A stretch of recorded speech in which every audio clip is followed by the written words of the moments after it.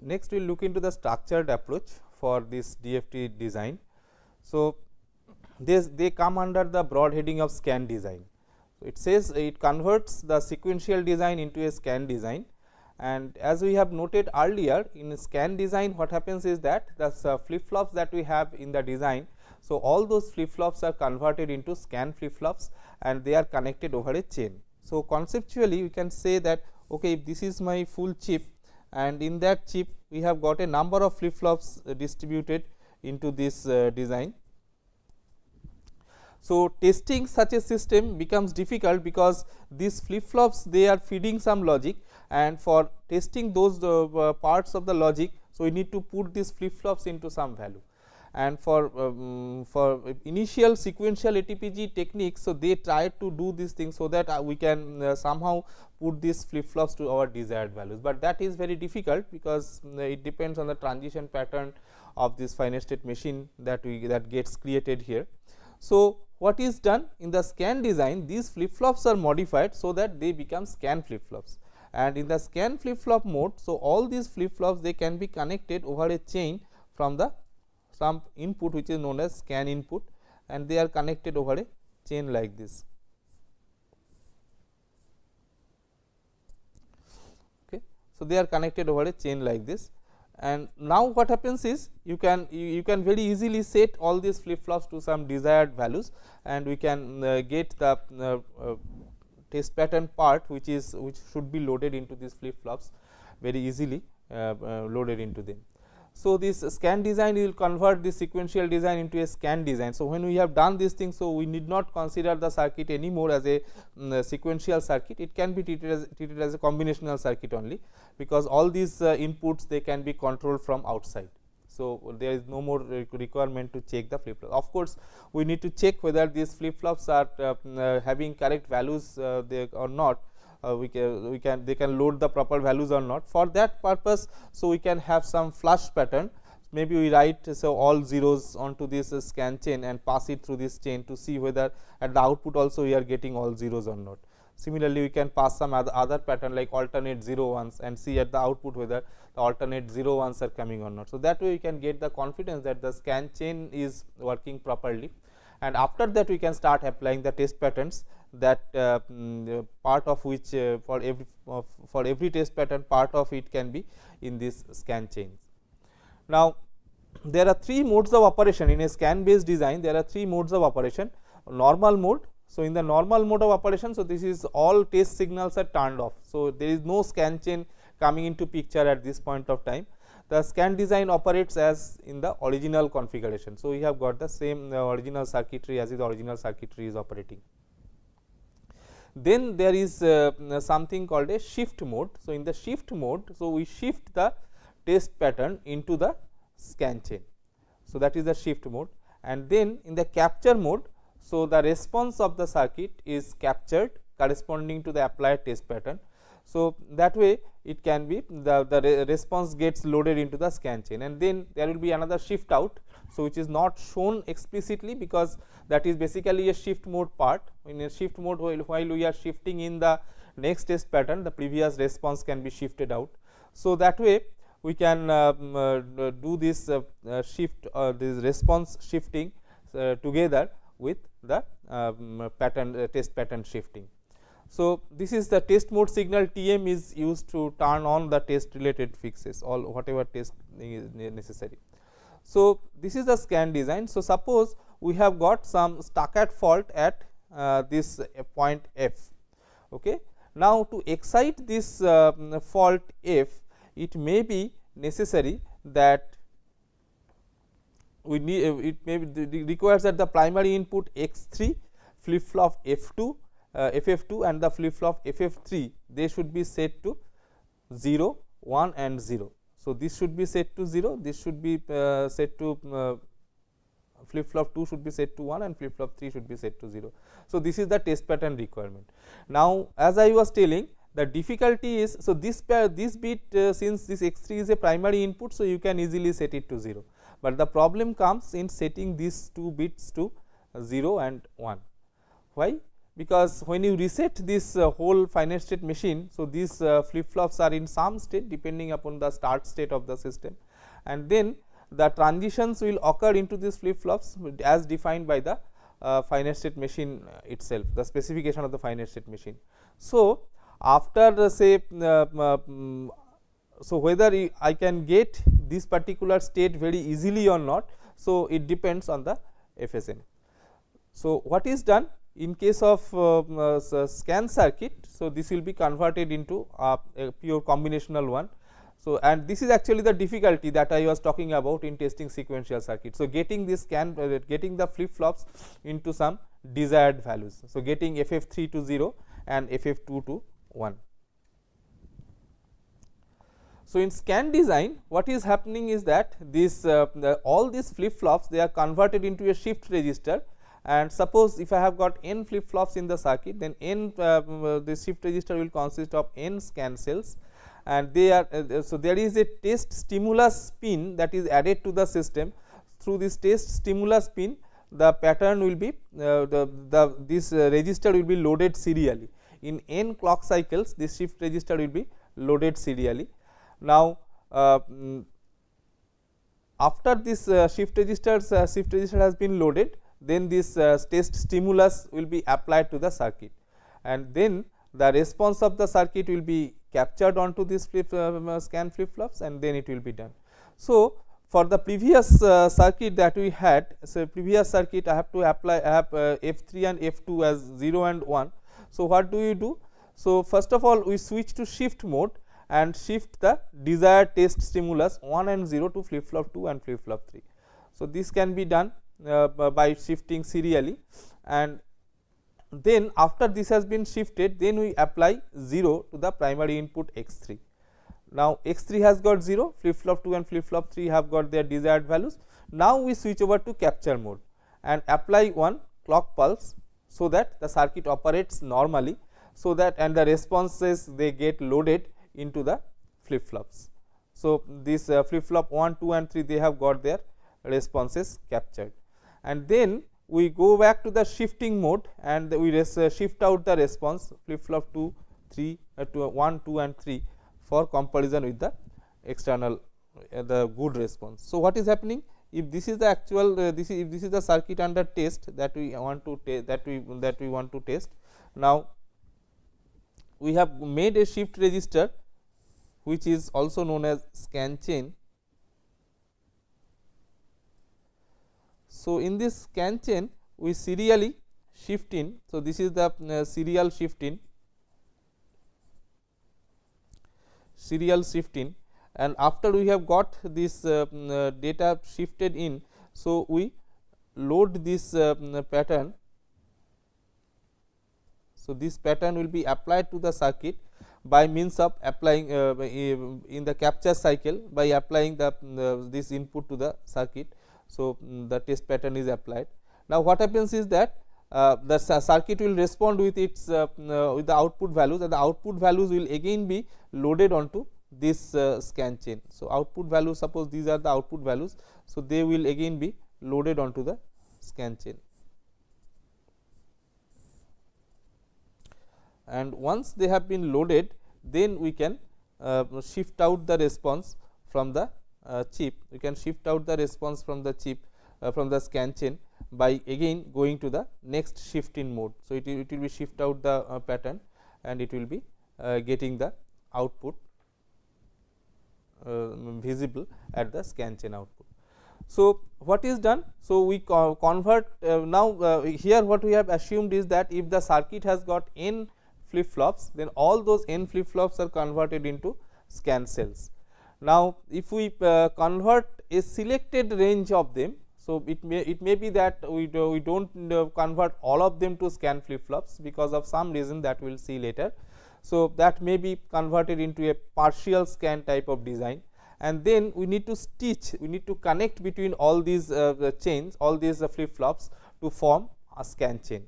Now, in a design I can have a single scan chain or I can have multiple scan chains. So, depending upon the design that we do, or this number of scan chains we create. So, we can have single scan chain, we can have multiple scan chains. So, both are possible. Of course, for if I have got multiple scan chain, then I must have the provision for loading those chains separately. So, in most of the cases we have got multiple scan input and scan in and scan out pins for that, or some another type of chaining can be done there, so that we can visualize them as separate chains and load them in one chain at a time.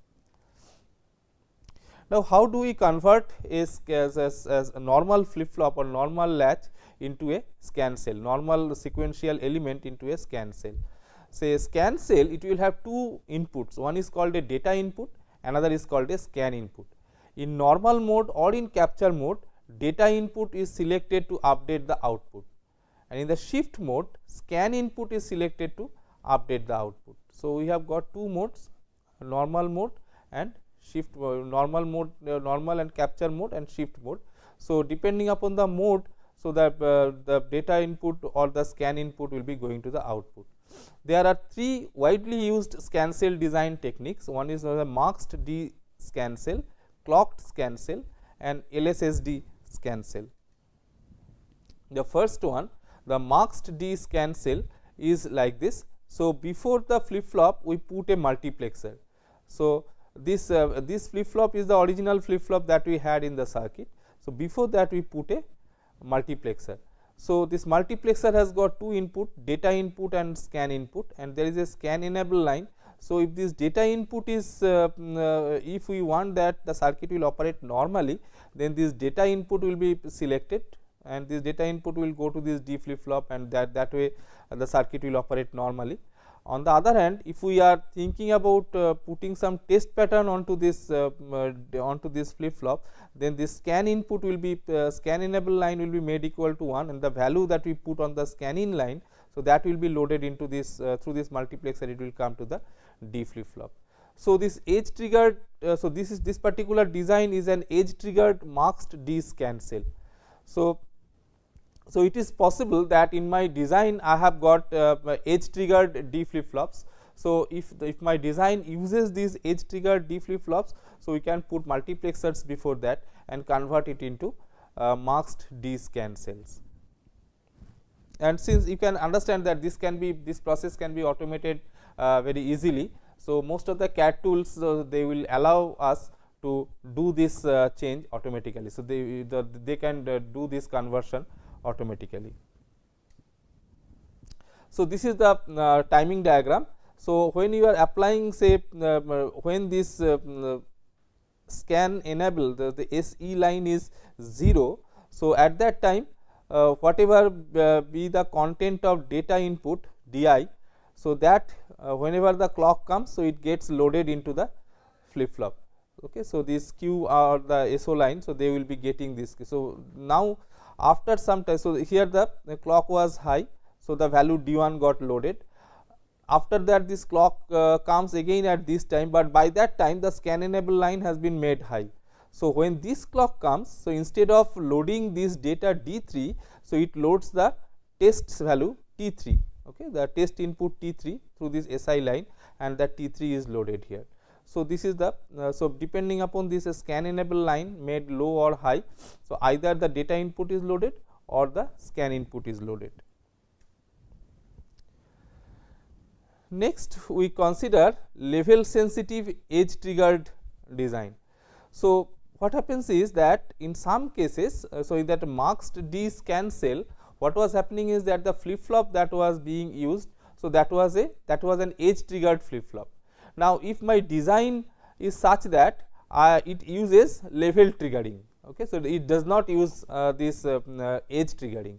So, incorporation of this edge triggered flip flop into the system will interact with the design. So, the design will not operate correctly. So, what is required is for my scan operation, I want this edge triggering, but for normal operation I want level sensitive operation or this latch based design. So, this is basically this level sensitive edge triggered masked D scan cell design. So, what happens is for the normal operation of the system, this clock input is high and this scan enable is low, as a result whatever is the data input, it comes here. So, it goes to this D flip flop and then it goes to this Q output. Okay. So, so this level this latch will be operating as level sensitive latch for the clock, and it goes there, goes to the Q output. So, it operates as a D latch. On the other hand, when I am talking about the scan operation, so scan operation is edge triggered. So, I have a D flip flop here. So, that is edge triggered flip flop. So, when this scan mode is on, then this scan value, the SI will be coming to this D input, and then that so that is load. Once it is there in this D input, when this clock was high, so it got latched here, but the value will come to the scan cell only when this clock edge comes, the negative edge of the clock comes. So, here on the when the clock level was high, at that time the value came here, and when this now the clock edge goes down, on the falling edge of the clock, the value get latched onto this flip flop. So, in this case the shift operation is conducted in an edge triggered manner, while normal operation and capture are conducted in a level sensitive manner. So, if my design is such that it does not support this edge triggered operation, it supports only level sensitive operation, then this instead of using this masked cell, we have to use this masked D scan cell. Another possibility is that we have got two different clocks, this data clock or two independent clock, data clock and this scan clock. So, this is another possibility. So, the cell is designed in such a fashion that it operates with two different clocks. So, this when the data clock is given, so the circuit operates in a normal mode, and when this scan clock is given, the circuit operates in a scan mode. So, in a clock scan cell, the input selection is conducted using these two independent clocks, DCK and SCK, and in the so they are to be there. So, applying these clocks is a bit crucial, because they are to be done in such a fashion that they are not applied simultaneously. Okay. So, this has to be done. So, they are applied in non overlapping fashion, and that is ensured, like if this testing is done by some test engineer. So, the test engineer will definitely ensure that this data clock and scan clock, they are non overlapping in nature. So, this is the operation of a clocked scan cell. So, here I have got, so this is suppose a data input and this is the scan input. When this data clock is given, the value D1 is put into this queue, and when this scan cell is scan clock is given, then this scan data SI is loaded into the flip flop. So, you see that we have got this DCK and SCK. So, they are applied in a non overlapping fashion, and when they are applied in non overlapping fashion, so we can load the values onto the corresponding latch and the flip flop. The Q and SO line can come accordingly. So, in normal or capture mode, the data clock DCK is used to capture the contents present at the data input DI into the clocked scan cell. The shift mode, shift clock SCK is used to shift in new data from scan input SI into the clocked scan cell, while the content of the clocked scan cell is being shifted out. So, that shifting is done simultaneously for input test pattern and output response of previous pattern. Another type of design which is known as LSSD scan cell. Here what happens is that it is used for level sensitive latch based design. So, here the scan cell consists of two latches. So, this is a master 2 port latch L1 and a slave D latch L2. So, clocks C, A and B. So, these are the different clock signals. So, they are used to select between data input D and the scan input I to drive this L1 plus and L2 plus. What happens is that, so this is the latch. So, you can, so this line can directly drive the this line can directly drive the combinational circuit, or it may so happen that through a double latch it goes, and after L1 it comes to L2, and from L2 it actually goes. So, we have got to select between this plus L1 and plus L2. In LSSD design, either plus L1 and plus L2 can be used to drive the combinational logic part. So, that is so we have in some cases, so in some designs it is double latched design. So, the double latching is provided, and if it is in some part is not double latched, so it is single latch, then it will be going from plus L1 only. So, this is the operation. So, when this C clock is high, so when this C clock is high, the latch L1 uses the system clock C to get the data from D and put it onto the output. So, this D data is coming. So, D goes to plus L1, it does not go to plus L2, it goes to only plus L1 line. On the other hand, this clock B is used after clock A to latch the system data from latch L1 and send the data to L2. So, this if you look into this design, first this when this clock is applied, so data is coming to L1, and after that this this clock A is applied, so that this L1 data goes to L2, and after that this clock B is applied, so that this data that is coming here, so that is going to plus L2. So, if you want that circuit be driven by plus L2, so we have to apply clock in this sequence C followed by A followed by B. But if we want that it will be applied, the data be available from plus L1 itself, then we can we do not need to apply this A and B. So, it can directly go from this C. So, if your design does not support this edge triggered flip flop at all. Okay, so, in suppose for my scan chain design also I do not use this edge triggered flip flops. So, for that purpose I can use this type of design, so that we can use these 3 clocks C, A and B in this sequence, that is first C, then A, then B, so that this content gets shifted through this plus L2 line. So, we have got some provision for that. So, to compare between this, so this masked D scan cell, so the compatibility where it is compatibility to modern design, so that is there. Then a disadvantage is that it adds one multiplexer delay. So, before the flip flop we have got a multiplexer, so that multiplexer delay will come into picture.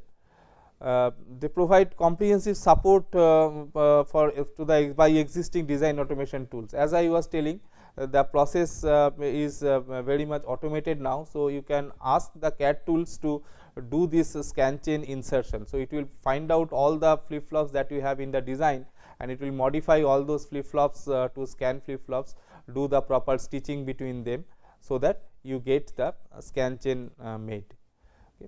And this clocked scan cell, so the advantage is that there is no performance degradation, because now I do not have any multiplexer into the picture.